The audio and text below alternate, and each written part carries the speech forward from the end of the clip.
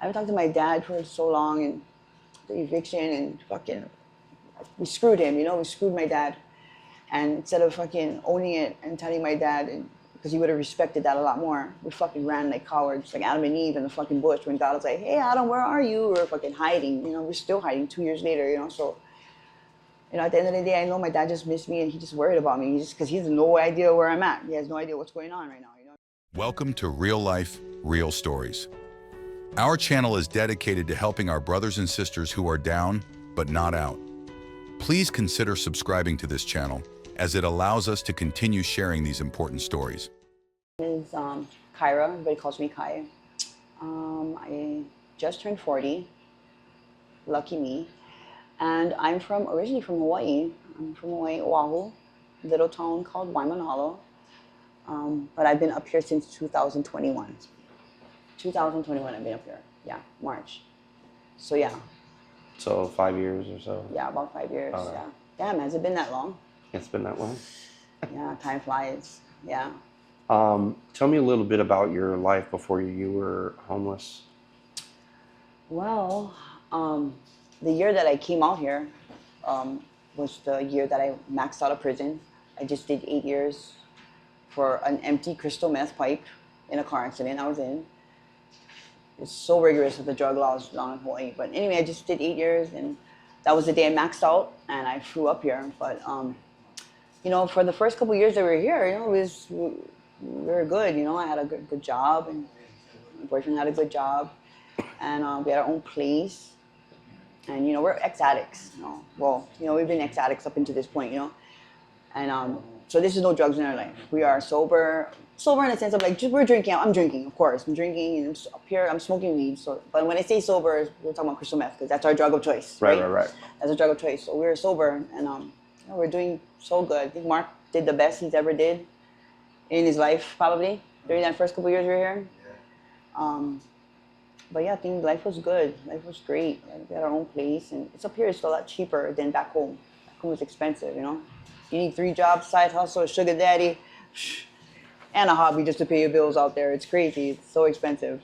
But yeah, we were okay. Yeah, we had everything we needed. My dad's out here as well. My dad and my son. I have a 21-year-old son who's in the Air Force. No thanks to me. My dad raised him, but yeah. Did I cover that question? Yeah. I did. Really, what's a normal day when you're on the streets? I mean, have you slept in the tunnels? You've slept in tents? You slept outside? I've been in the tunnels. I've heard about the tunnels. I've been in the tunnels only in the very beginning parts. I know there's a whole community down there. I haven't really had the chance to see that, which I think would be awesome to see. But, you know, what's a regular day for me look like? You know, we've been homeless like, how long would we say? It's almost, I would say almost a year, maybe going on, about 2 years, yeah, about 2 years. And now we're like really, no car, I mean, all of that shit matters, you know, and it's apocalyptic, the heat out here during the summertime. It's 110. It'll kill It's your ass. almost impossible to survive out in the heat. It's biblical. Yeah, the heat out here is fucking intense. And I'm not used to that, you know. I'm used to a 76 balmy weather all year round in Hawaii. And up here, you know, I have a dog that I flew up from Hawaii with, and she's 13. And, you know, it's not easy for her out there either. So my normal day would look like, first of all, it's taking a shower. I know it seems a lot, but it's such a big thing for me. Like, yeah, Mark, it's so big. The shower. Yeah, I was going to say. The showering for me is so big. It's like an OCD thing. I don't know what it is. Like, I can't be dirty. Like, I just refuse it. And so it takes up a lot of our time on trying to find me a shower, trying to find me a spigot, trying to get me water, trying to, like, you know what I mean? It consumes so much. While Mark hasn't showered for 2 days, and because he's busy fucking trying to get us something to eat, or fucking get us something to fucking get us to sleep. And I'm grumbling about fucking dirty feet. You know what I mean? It's like, ugh. So I'm going through my own shit too. You know what I mean? Mentally, I don't know what that represents, but like, just feel like if I'm clean, everything's gonna be okay. You know, it's weird, yeah. Yeah. But what our daily lives is fucking looking for some place to go, get out of the heat. And out here, these people out here, they're not like Hawaii. They're not like Hawaii. Oh, come inside, baby, come inside. You're like, get the fuck out. You know what I mean? Yeah, if you fit a profile. Have you been to the shelter system? Like, I St. haven't. Vincent's, or you I guys try haven't. to do Salvation Army, We haven't done sober that. living? You ever try to No. program? We haven't done anything like that out here. No, we kind of just been doing it on our own, tapping into family that we still have. But you know, after a while, you accumulate so much time. You're like, fucking, your family don't want nothing to do with you after a while. You know. That's what I was going to ask too. Is what's the family situation like? Now I haven't talked to my son in like 2 years. He lives out here. Well, Oh, I haven't talked to my dad for so long, and the eviction and fucking, we screwed him. You know, we screwed my dad. And instead of fucking owning it and telling my dad, and because he would have respected that a lot more, we fucking ran like cowards, like Adam and Eve in the fucking bush when God was like, hey, Adam, where are you? We're fucking hiding. You know, we're still hiding 2 years later, you know. So, you know, at the end of the day, I know my dad just missed me and he just worried about me. Because he has no idea where I'm at. He has no idea what's going on right now. You know what I mean? I kind of keep them in the dark, you know, especially if I'm using again, you know. Pride. Kind of just run away from my family when I'm using, you know. So It's that's pride. pride, and it's shame, being ashamed. You know? Ashamed, yeah. Fuck yeah, it's big time being Yeah. ashamed. You know, I hate being a disappointment. I'm always out of all of us, me, my brother and sister, I'm the fuck up in the family. You know, like a repetitive fuck up. So, you know, my brother and sister, they don't have kids. My son is the only grandchild in the family. You know, so my son is like the apple of my dad's eye. You know, so you know, there's a lot on his shoulders. My son, you know. You miss him? I do miss him. You know. When's the last time you talked to him? Like 2 years. It's 2 years. It doesn't have to be like I that. know. Uh-oh. Right. It's okay. She's just tired of me, you know. I'm assuming that's what it is, you know. I just assume it because I would be too. I know.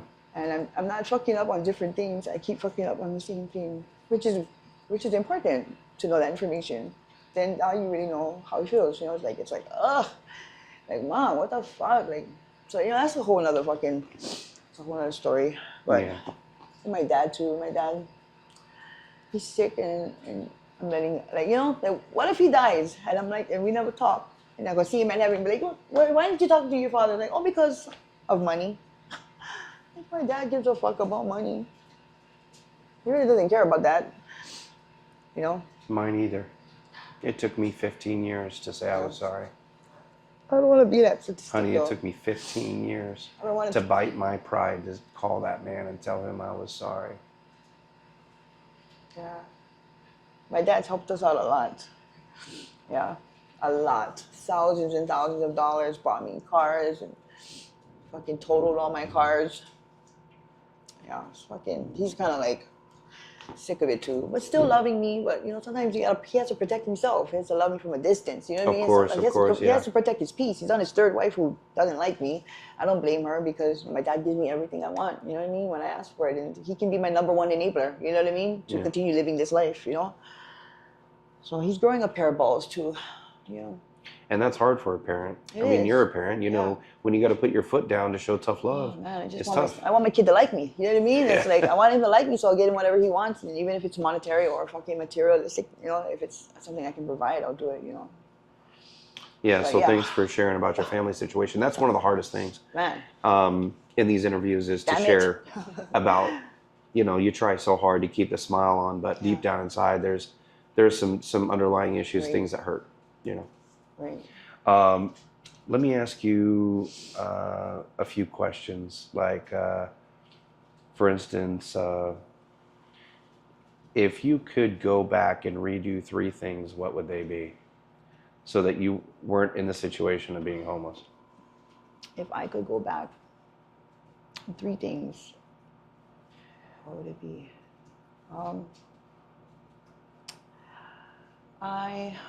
There's so much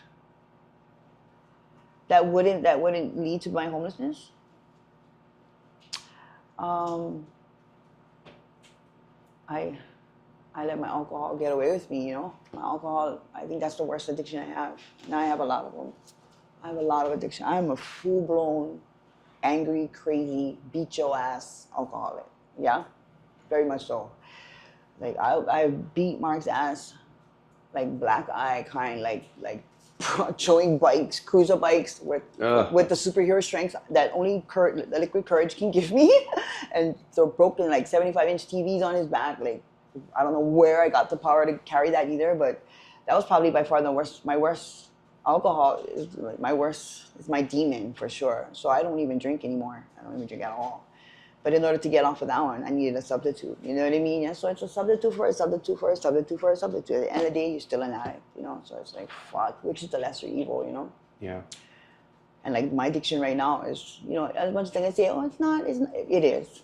It is a big time, big thing of my life. What does my day-to-day look like? First of all, making sure I get something in my pipe so I can live this life, because I can't do this life sober. I just can't. You're not the only one. You know, so that's why a lot of people are probably homeless and addicts, you know what I mean? And fucking, I just continue on. It's every day it's the battle of just finding drugs. Finding drugs, getting high. Vicious cycle. It's a vicious cycle, and it is. And with all of that goes into it with, you know, fucking domestic violence. Damn domestic. I'm actually in a case right now of domestic violence and battery with, you know. Like, how do you eat? I mean, even though time to time, it probably things come by. How do we eat? Little blessings here and there from whoever, whatever. Yesterday we haven't eaten for like before yesterday, last night we haven't eaten for like 2 days. Sure. And usually if we're gonna get money, I'm always gonna make sure my dog has money. I mean, food, even if we don't. You know what I mean? Because she doesn't know what's going on. She's like a child. You know what I mean? So we gotta feed the child. You know, so, and you know, whatever that looks like, however that needs to happen, it's gonna happen. You know what I mean? What's your plan from here out? It seems like you got a little couple weeks stay. That alone is a blessing. But I mean, what from the jump off from that? I mean, when you got to leave here, what's that look like? Where do you go? What do you do? You go back to the camper? You go back camping outside? I mean, yeah, that's probably what we were Have probably you thought gonna that do. far ahead? Even? I haven't. I only think daily. Actually, I only really think daily. But right now, it's, like I said, I'm going through this DV class that I think I might go jail on the 3rd of August. So I'm more of like preparing for my dog instead of me. You know what I mean? Yeah. So right now, instead of looking at our future, I'm looking at who can watch my dog when the judge give me the 120 days that the judge going to give me, because I never do what I'm supposed to do, and there's a lot of time that she gave me to do them. You know, because like I said, every day on the streets, every day, it's like I keep putting things on the side, or important shit. I sweep them under the rug. Like important shit, like going, you know, court, all that shit's important. You know, never mind the drugs and the pipe and the boyfriend. Like at the end of the day, these are the things that I gotta do and I not doing them. And it's because homelessness, drug addiction, toxic relationship, side pieces, you know, all that stuff. You know what I mean? That goes with all of that, you know? So, you know, I'm a little bit scared. I'm a little scared. I mean, because I did prison. It's not a doing time. It's doing time knowing somebody out here is what scares me. Like my dog, you know? I spin so hard, believe it or not. I spin so hard on my dog. It's not even funny, man. I mean, I love marking on, but, you know, I'll see when I get out. But, like, fuck, what about my dog, you know? Like, oh. It's hard. It is. It's almost having like a baby. It is a baby. She is my baby. I've had her for 13 years. I've known Mark for 6. You know, do the math, you know? I mean, hi, Momo. That's my love of my life. I will fucking catch a case. What's her name? Her name is Hatsu Momo, but we call her Momo. Momo? Momo. She's part Hawaiian, too. Oh, well, she got that, okay. Yeah, she's my fucking world. Like, my world. I think I have a sickness. I think I have some kind of sickness, like separation anxiety or something. You know, if there's something that you want to tell to the people out there, just like I asked Marka, is there something that you want to tell the world out there that you want the world to see, to know about this life and this lifestyle that you're currently in? You know, I know that from the start of my homelessness till now, I had way more support in family. Now, and it's not from them, their doing, it's from my doing, but now I push them away so much that family right now to me is like almost like non-existent right now. You know what I mean? And I think that's where you kind of get lost in this lifestyle and you kind of get stagnant now. You know what I mean? Because, you know, the first couple years or first whatever, you know, your family's begging you to come home, get clean, this and that, and you're taking that for granted. You're taking that for granted because you're still getting money from daddy, you're still getting money from mommy, you know, all that stuff, right? And then at the end of the day, when you're calling just for $5 to catch the bus, they're not even answering your phone calls. You know what? You'd be surprised how close your answer to that question is to his. Really?